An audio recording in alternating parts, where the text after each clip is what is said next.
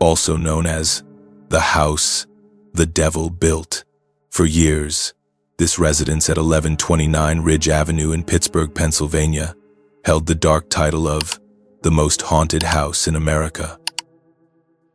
It was a place so terrifying that hardened railroad workers preferred sleeping on the cold streets rather than spending a single night in the warmth of this house. The story begins in the 1862. Charles Wright Congelier, a Southerner who made a fortune speculating after the Civil War, moved to Pittsburgh with his wife, Lida, and their maid, Essie. He built a magnificent mansion at 1129 Ridge Avenue. On the surface, they were a happy family, but inside, a tragedy was quietly brewing.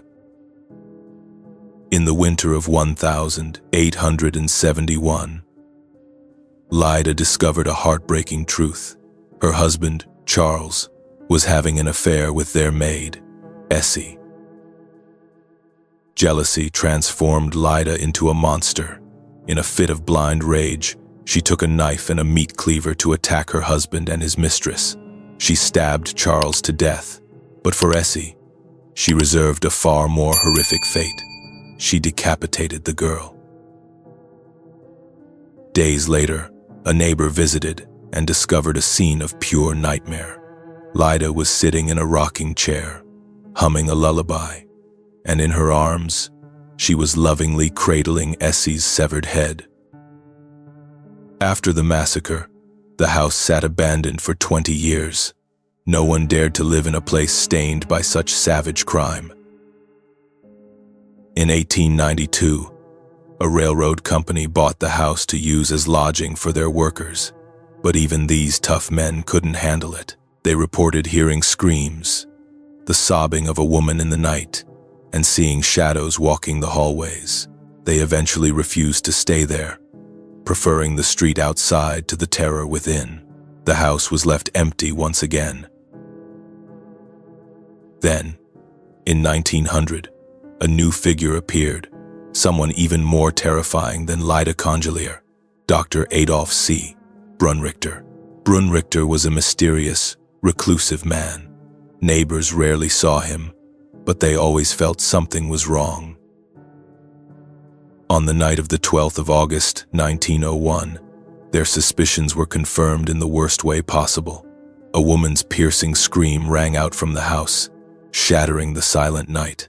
Immediately after, a massive explosion rocked the neighborhood, blowing out the windows of the mansion. When police rushed in, they found a scene more horrific than the crime years prior. In an upstairs bedroom, the headless body of a young woman was strapped to a bed, and when police went down to the basement to find the doctor, they walked into a laboratory from hell. They found 5 severed female heads. Dr. Brunrichter had been conducting insane experiments, attempting to keep the heads alive after they were detached from their bodies. The explosion appeared to have been caused by a failure in the electrical equipment he was using. Dr. Brunrichter vanished without a trace. It wasn't until 1927 that a drunk man arrested in New York claimed to be Brunrichter. He recounted details of the experiments and pointed out other grave sites, but police found nothing and released him. The press dubbed him the Pittsburgh Spook Man. After the Brunrichter era, the house became a spiritual hotspot.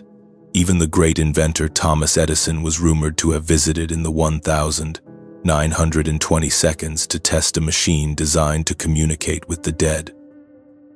The house was later bought by the Equitable Gas Company to house Italian immigrant workers, but the bloody history repeated itself.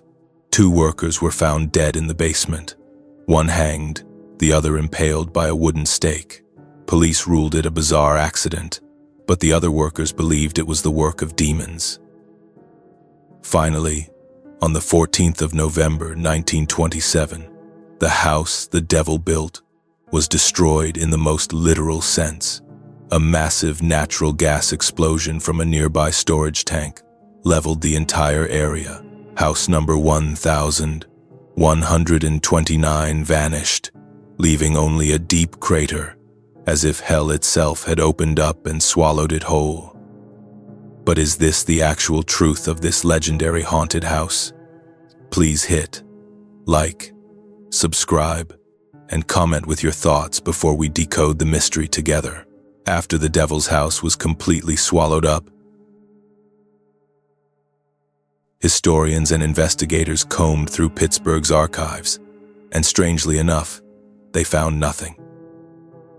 There were no records of a Charles or Lyda Congelier living there in 1871, no records of a decapitation murder, no doctor named Adolf Brunrichter ever practiced in Pittsburgh. There were no newspaper articles in 1901 about a laboratory explosion or severed heads. The house at 1129 Ridge Avenue did exist, but it was built in the late 1882, not the 1860s. And the family living there was the Congelier family, pronounced very similarly to Congelier. They were an Italian family with ties to the mafia and bootlegging, not serial killers.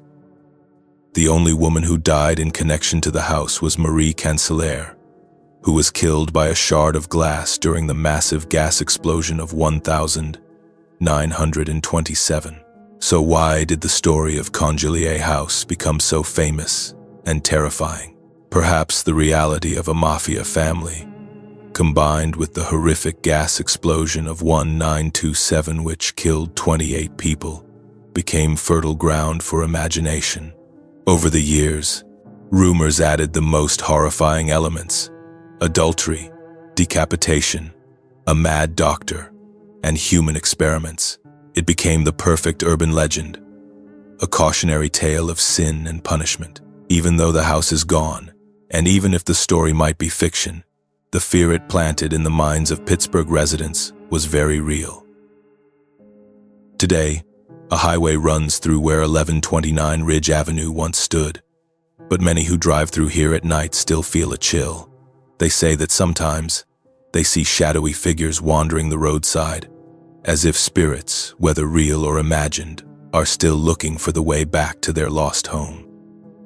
Thank you for listening to the story of Congelier House. What do you think? Is there a truth buried beneath layers of legend, or is it all just a product of human fear? Share your thoughts in the comments. Don't forget to like, subscribe, and hit the notification bell